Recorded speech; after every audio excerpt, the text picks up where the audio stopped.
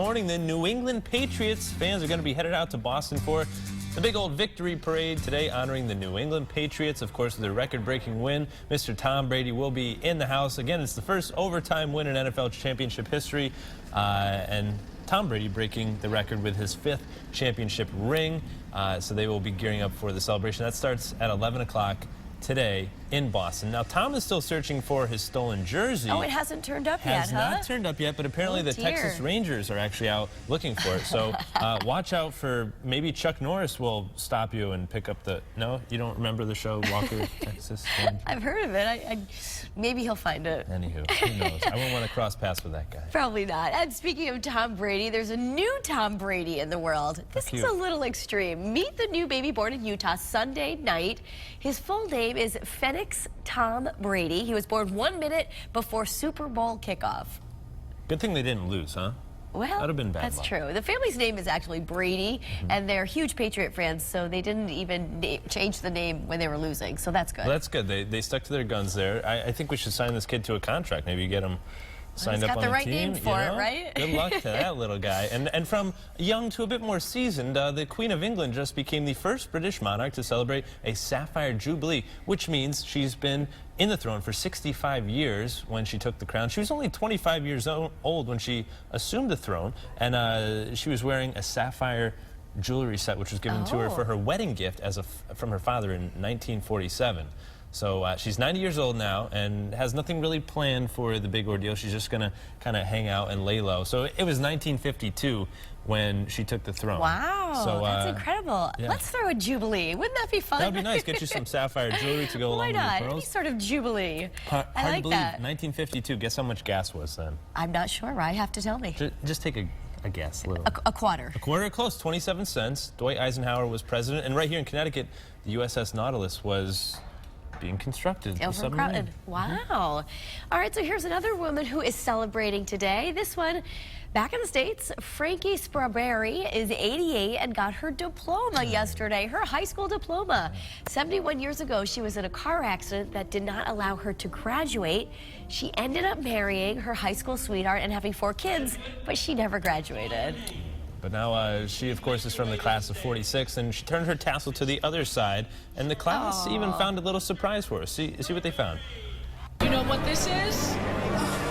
Oh, yes, I do. How cute is that? They found her yearbook, so she enjoyed some time sitting there. I'm sure a lot of throwbacks, a lot of old friends that she remembers from back in the day. How nice is that? She did it. Heartwarming. 71 years later.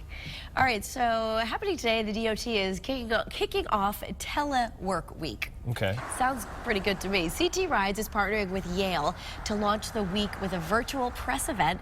It's designed to highlight working remotely as a way to reduce traffic congestion and improve air quality.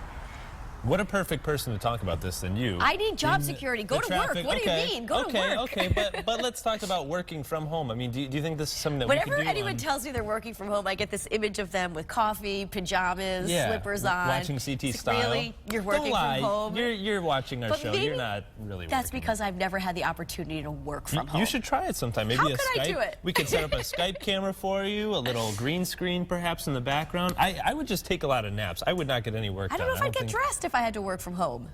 And I mean, like in my pajamas, I mean, you know. Thank you for the clarification. Ratings skyrocketing on CT Style. I would, bother putting makeup on. All right, well, speaking of things out of this world, let's transition into space junk this morning. We are discussing this a lot as I wanted to ask you, what is space junk, Space junk. Well, you saw the movie Space Jam, right? I did. Yeah, no correlation there. But apparently there's some space junk, as they're calling it, up in space. Japan's space agency actually was looking to address the problem, but they kind of failed at cleaning up some of this space junk. So there it is. It's stuff that's in the atmosphere around the world, as if we didn't have enough problems here on Earth. Now there's stuff in the air that we have to try to get rid of. And the organization, along with NASA, is now trying to lead an effort to get rid of that junk. There apparently are 500,000 little bits and pieces of this space junk that we got to worry about. So that mission Thank you for Mars, letting me know about that. If you don't know, now you know. I think this you. whole let's move to Mars, like man on Mars thing, isn't such a bad idea. Maybe we can try that instead of dealing with space junk. I'm going to stay right here, You I are? think. Okay, you do your thing. And speaking of things that are out of this world, literally, a police dash cam caught a meteor from the sky last night. Have you seen this video? I haven't. Take a look at the screen right now. Imagine Oh. being stopped at a stop sign and seeing that right in front of you. Are you sure it's not a UFO? I'm sure. According to the National Weather not space Service, it might be space Yeah, junk. I think that's space junk. The fireball fell above Lake Michigan. Home videos also captured the image. Sightings of the meteor reported in Iowa, Wisconsin, Illinois, and Indiana. You know, our director, Mark Lashbrook, said that might be Tom Brady's jersey right there. It could be. It could Falling be. from, it's something out of Superman. Wow. I don't know. Crazy Interesting stuff. Back to Connecticut, all right? Please. Away from the West Coast and back here to Connecticut. Nick Fradiani Sr., he recently stopped by our CT-style acoustic cafe, gave a wonderful performance, and tonight he'll actually be performing at the Pledge to Stop Bullying at Orso Trattoria on the Post Road in Orange, and tickets are available at the door and benefits Stand Up and Speak Out. Now, it's all for the musical To Stop Bullying. Doors open at 5 p.m. Fun side note to that, Nick Fradiani Jr., of course, winner of American Idol, is going to be on CT Style in just a couple of weeks. Yeah, he is going to be singing to our newly engaged couple, the couple who won the engagement ring. Do we know who won yet? I have a hunch I know who won, and I think you might know. We might. But I don't think anybody at home knows just yet. We have to wait till Valentine's Day, February 14th. We're going to have a great show. On Tuesday. So it's going to be so exciting when we have the now engaged couple on the show. Right. They're not engaged yet. She has no idea. We do know the gentleman who lives here in Connecticut who will be proposing. So maybe. And Meg is going to hide in the bushes and capture the film entire it all. thing. It's going to be wild. So stay tuned for that. And speaking love is in the air, according to the National Retail Federation's annual survey, Americans are going to spend an average of $136 on Valentine's Day. That's down from a record high last year. So not as much love and feeling this year. Last year was $146. I guess that's the cost of a dinner, maybe? True. Yeah, a little teddy bear. Is this something that you have high expectations for, though, on Valentine's Day? Do you expect a grand, lavish? I really don't. Every day is Valentine's Day with my husband. See, that's interesting. Later on in the show, we're going to be talking about that. But, well, you probably don't know. No, a card is nice. That would be great. Do you buy stuff far in advance, or are you a last-minute shopper? No, I'm never a last-minute shopper, but I think we've decided we're just going to be doing the cards. It's our, sixth Valentine's Day together, seventh. Okay. Just cards. That's the secret to success. Maybe. I mean, we're okay with that. Okay. Don't forget. What to about send you? your cards at home. Do you have big plans for Valentine's Day? Or are you going to dodge the issue completely here? I don't know. There's a lot of pressure. I don't know yet. I have to. Maybe we can create a little game plan. This is your first Valentine's Day. I know. With someone special. We need to talk after the show and come up with a game plan, because her birthday's the day after, so high expectations. Oh, that's tough. Double trouble.